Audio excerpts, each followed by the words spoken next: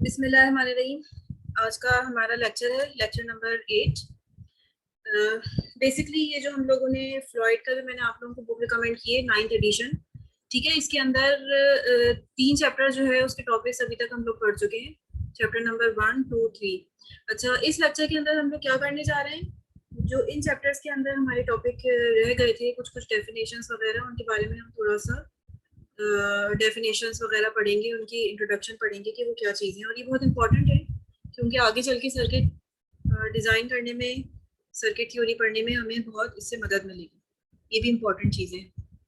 अच्छा, सबसे पहले तो ये कि मैंने आप लोगों को बताया था, देखें कि सोर्सेज जो हैं, जैसे कि हम सर्किट, किसी भी सर्किट के अंदर इस्तेमाल करते हैं, वो सोर्सेज जो है दो तरह की होती है। एक तो वोल्टेज सोर्स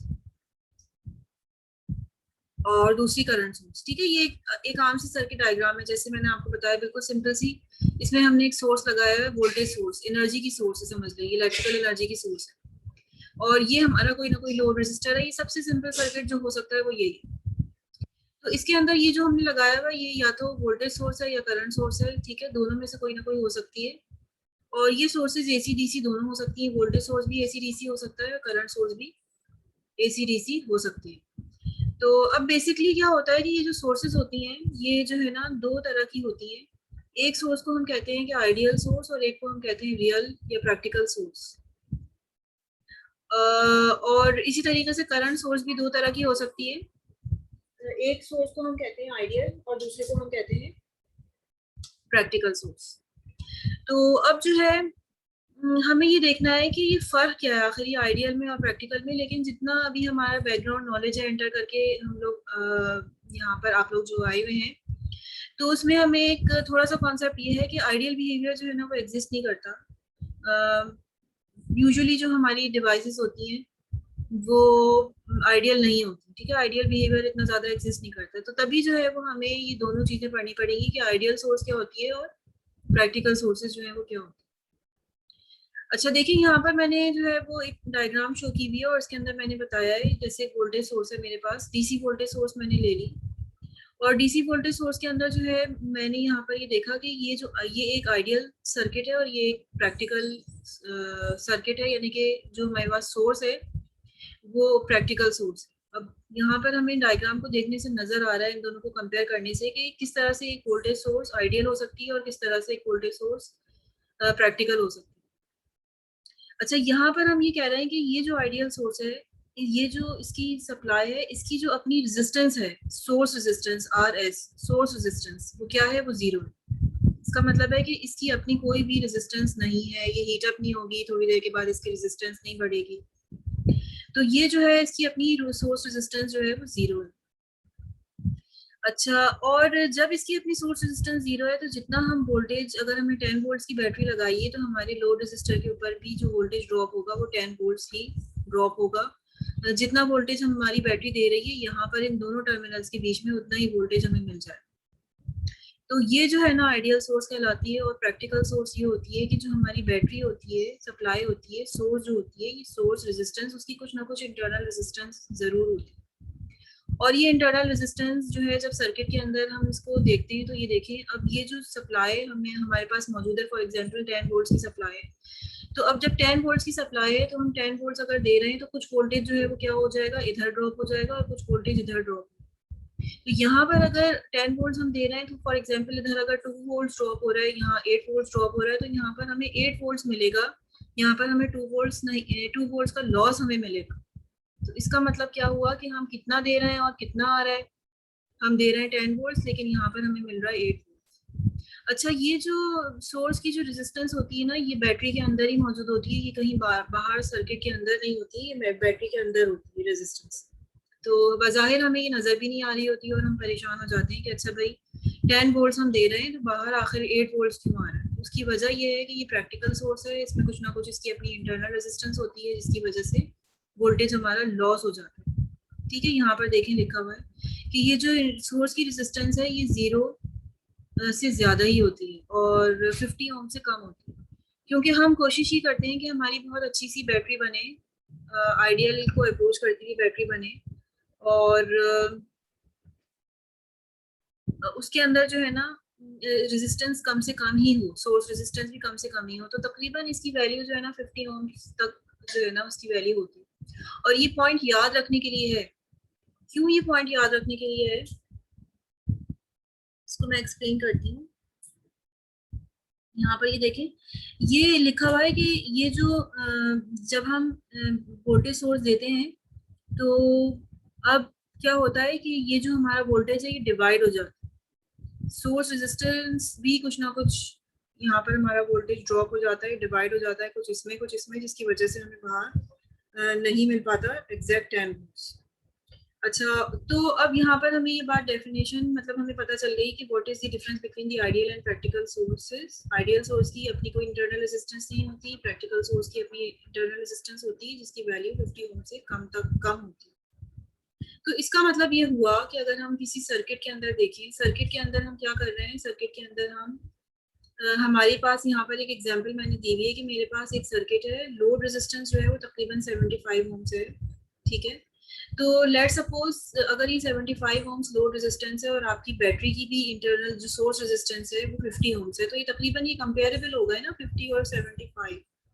तो अगर मैं 10 वोल्ट दूंगी तो मैं सिर्फ इसको रफली लिख रही हूँ, ठीक है, मैंने कैलकुलेट नहीं किया हुआ, एक रफली मेरा अंदाजा है कि 10 वोल्ट अगर मैं इसको दूंगी तो इसका मतलब ये है कि यहाँ पे अंदाजन 6 वोल्ट तक वोल्टेज ड्रॉप होगा और यहाँ पर 4 वोल्ट तक वोल्टेज ड्रॉप हो जाएगा। इसका मतलब ये है कि जो वोल्टेज मैं दे रही हूँ इन टर्मिनल्स, इन दोनों टर्मिनल्स के दरमियान वो वोल्टेज नहीं अपेयर होगा, 6 वोल्ट अपेयर होगा और हम परेशान होते रहेंगे कि where why the voltage is so low.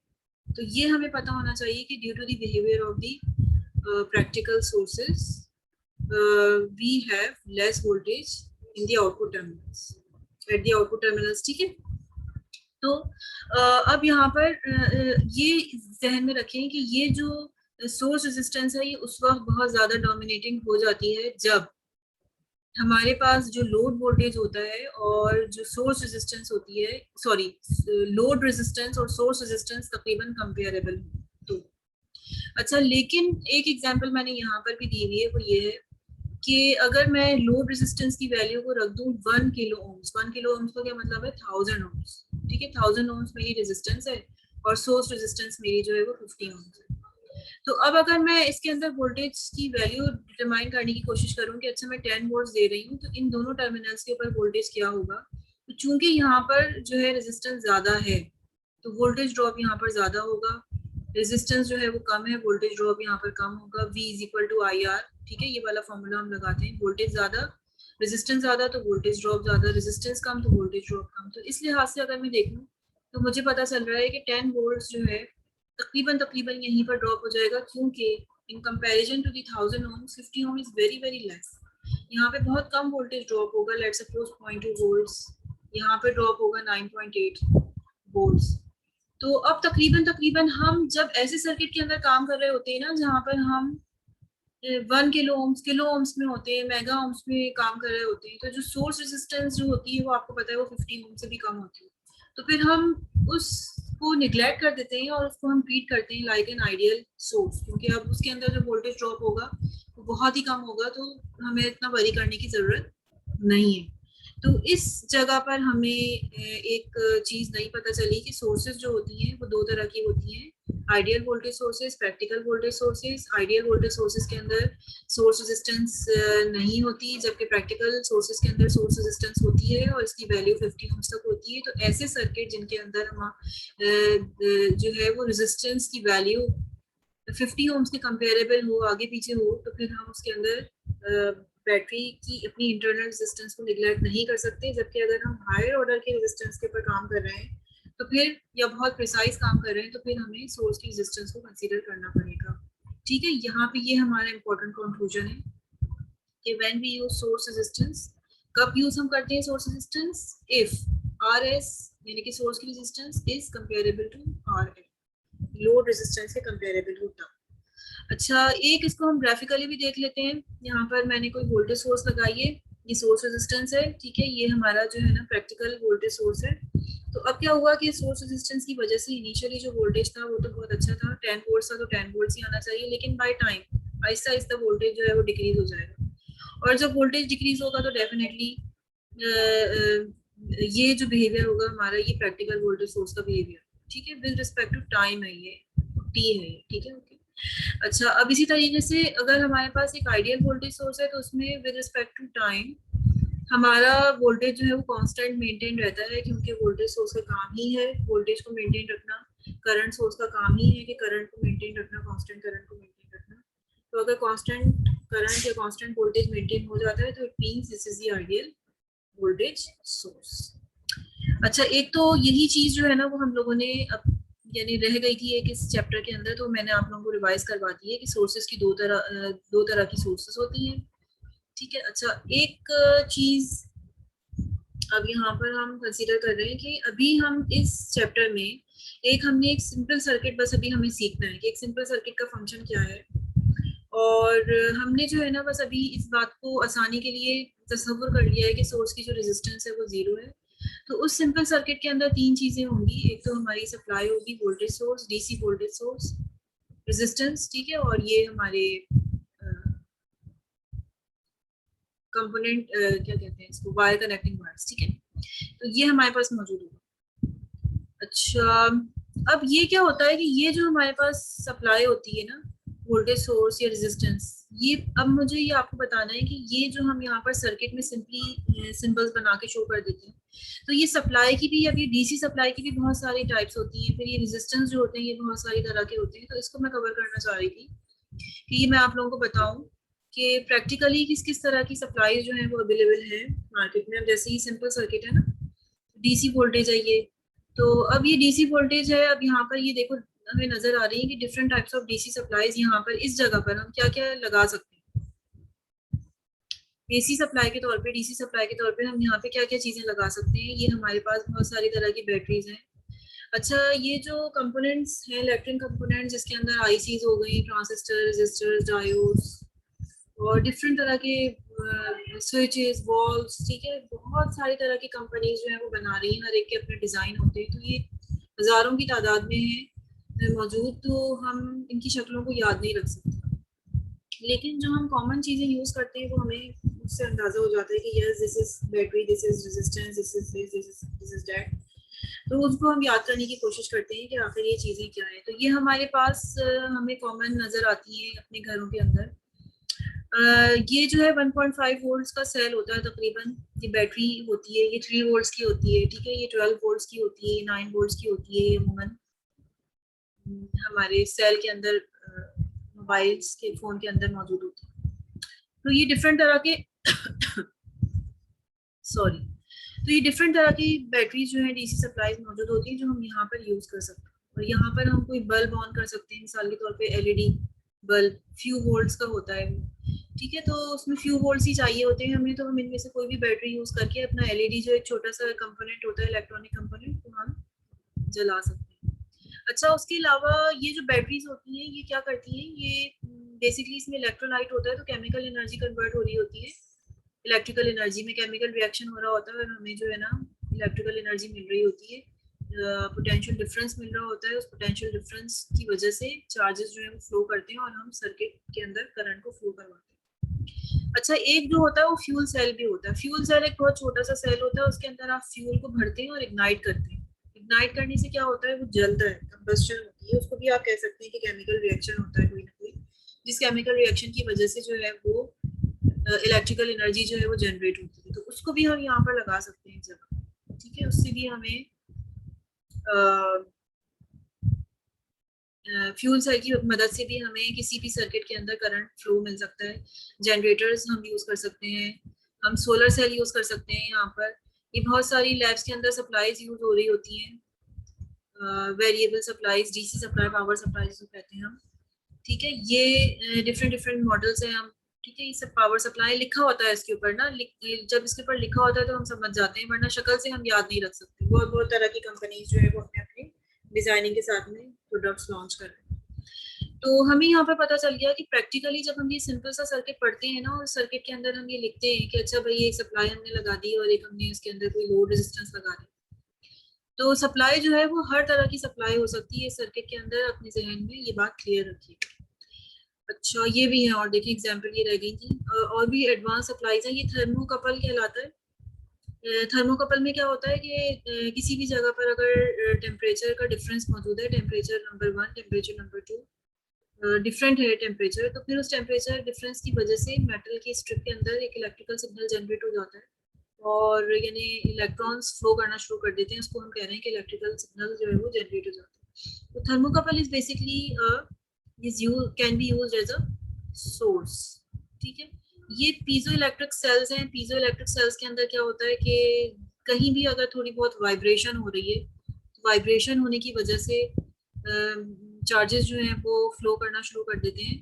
तो उसको हम ऐसे मटेरियल को हम piezo electric crystal, piezo electric cell जो है वो हम कहते हैं। तो ये भी हम यहाँ पर यूज कर सकते हैं इस जगह पर।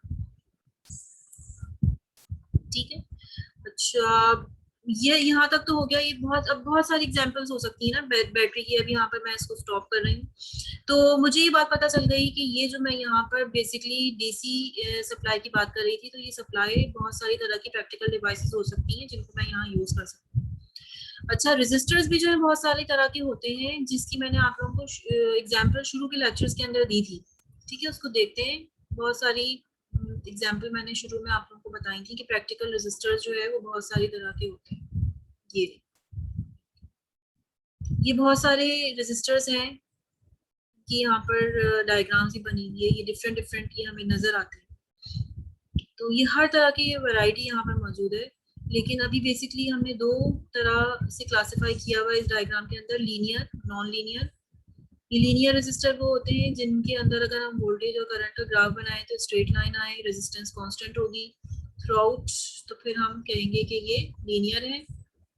लेकिन वोल्टेज और करंट के साथ अगर हमारा जो रेजिस्टेंस है, जो कर्व है वो हमारा अगर कर्व आए, ठीक है, लाइन अगर हमारी बनी बिल्कुल कर्व की तरह, तो हम कहेंगे कि रेजिस्टेंस कांस्टेंट नहीं है थ्रू आउट एक्सपेरिमेंट, तो इसकी रेजिस्टेंस चेंज हो रही है, तो ये नॉन लीनियर रेजिस्टर कहलाते हैं।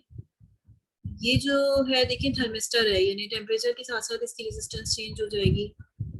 और ये लाइट डिटेक्टिव रेजिस्टर है, यानी कि इसके ऊपर अगर लाइट पड़ती है तो इसकी रेजिस्टेंस चेंज हो जाती है। इसी तरीके से ये डिफरेंट डिफरेंट रेजिस्टर्स हैं, वेरिएबल रेजिस्टर्स हैं, नॉन लीनियर रेजिस्टर्स हैं, और यहाँ पर भी हमने देखे थे लेक्चर में। थोड़ा सा मैं आप लोगों को आज और बता रही हूँ, different types of resistors are there, और वो कौन कौन से हो सकते हैं। यहाँ पर एग्जाम्पल है जो कि हम यूज करते हैं। ये वेरिएबल रेजिस्टर बहुत सारी तरह के होते हैं जो हम अपनी लैब्स के अंदर, ये रियोस्टेट है, ये वेरिएबल रेजिस्टर है, ये यूज हो सकता है। ठीक है, ये वाला पोटेंशियोमीटर है।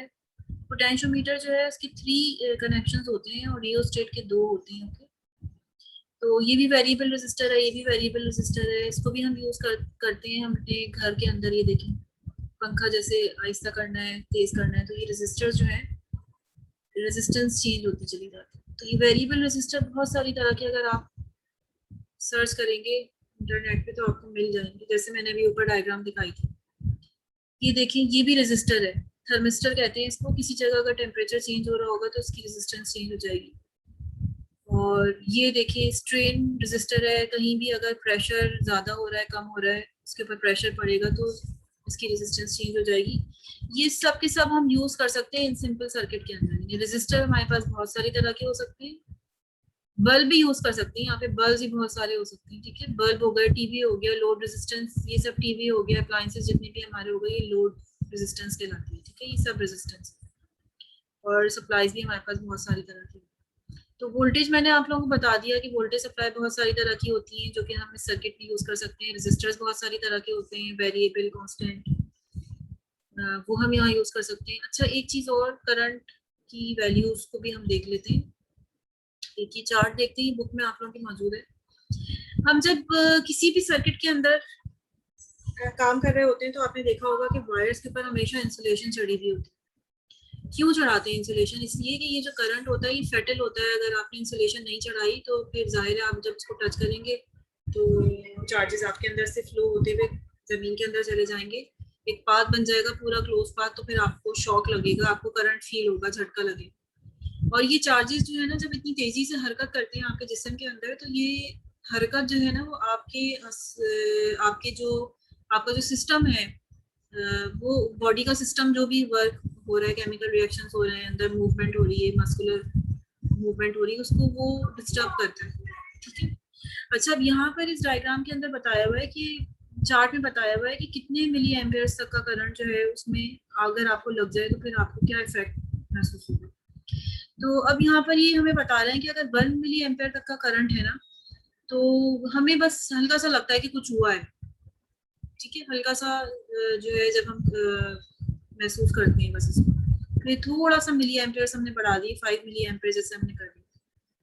तो ये जो है ना 5 मिली एम्पियर्स भी हम बर्दाश्त कर सकते हैं और अभी तक हमें कुछ नहीं होगा, ये बिल्कुल हार्मलेस करंट है। ठीक है। अच्छा, फिर तकरीबन और करंट बढ़ता चला जाता है, जब 10 से 20 तक की रेंज में हम आ जाते हैं तो फिर हमारे मसल्स जो है ना वो कॉन्ट्रैक्ट होना शुरू हो जाते हैं, सिकुड़ना शुरू हो जाते हैं। ओके। और लेकिन इसमें हमें तकलीफ नहीं होती, सिर्फ मसल्स के अंदर एक कॉन्ट्रैक्शन आती है, झटका जिसको आप कहते हैं, ये झटका लगा है ना, कॉन्ट्रैक्शन आती है, इसमें आपको झटका भी नहीं लगा ऊपर वाले, ये कॉन्ट्रैक्शन होती है लेकिन इसमें पेन नहीं होता, तकलीफ नहीं होती। 20 मिली एम्पियर्स के बाद जब आप 50 तक पहुंचते हैं, यानी 20 से 50 तक की रेंज तक पहुंचते हैं, तो 50 में अब आपको दर्द भी होना शुरू हो जाता है और मैकेनिकल इंजरी भी शुरू हो जाती है, यानी जिस मसल के अंदर आपको झटका लगा था वो मसल आपका फट सकता है। ठीक है, तो पेन जाहिर है फिर आपको होगा। तो ये 50 मिली एम्पियर्स तक जो है ना आपको पेन भी होता है। फिर उसके बाद अगर आप करंट की वैल्यू को और बढ़ा देंगे तो फिर और दूसरी प्रॉब्लम, रेस्पिरेशन प्रॉब्लम्स, क्योंकि आपके पूरा जिस्म जो है वो मसल से बना हुआ है ना, पूरी बॉडी, आपका हार्ट, आपकी आईज, आपकी लंग्स, सब कुछ मसल्स से बने हुए हैं। तो जब मसल्स मुतासिर होना शुरू हो गए तो फिर जाहिर है आपको रेस्पिरेशन में प्रॉब्लम। और उसके बाद ये जो है ना 6 एम्पियर तक का करंट, यानी कि ये अभी तक हम यहाँ पर थे 0.3 एम्पियर, 0.1 से 0.3 एम्पियर, 1 एम्पियर से लेके उसके बाद तक 6 एम्पियर तक, ये ऐसा करंट है कि इसमें आपको कार्डियक अरेस्ट हो सकता है, यानी हार्ट फेल हो सकता है, आपकी डेथ हो सकती है, बर्निंग हो सकती है, बर्न हो जाती है पूरी बॉडी। ठीक है, बर्निंग हो गई, लेकिन burning at the area of I current. तो ये जो है ना चार्ट बहुत जरूरी है, पता होना चाहिए कि करंट की किस वैल्यू तक आप सेफ हैं। तो हम बहुत लैब के अंदर एहतियात से काम करते हैं, प्रैक्टिकल डिवाइसेस के अंदर जो करंट की वैल्यू होती है ये मिली एम्पेयर्स में होती है। ये जो 1 एम्पेयर करंट है ये बहुत ज्यादा करंट होता है। तो